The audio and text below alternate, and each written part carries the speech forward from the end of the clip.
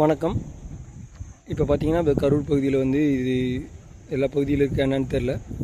எங்கள் பகுதியில் இருக்குது. இதுக்கு பேர் வந்து காரப்பழம்னு சொல்லுவாங்க, இல்லை காரக்கான்னு சொல்லுவாங்க. இந்த மாதிரி காட்டுப்பகுதியில் அதிகமாக இருக்கும். இது முள்ளும் இருக்கும். பழம் வந்து குட்டி குட்டியாக தான் இருக்கும், ஆனால் டேஸ்ட்டாக இருக்கும். இந்த காடுகளில் வறட்சியான பகுதியில் நிறையா வரும். இப்போ இதெல்லாம் இப்போ இல்லை, எல்லாம் அழிஞ்சிட்ருக்கு. பார்த்தீங்கன்னா தெரியும், இந்த மாதிரி குட்டி குட்டியாக இருக்கும். பழுத்துருச்சுன்னா பேரிச்சம்பழம் மாதிரி நல்லா டேஸ்ட்டாக இருக்கும்.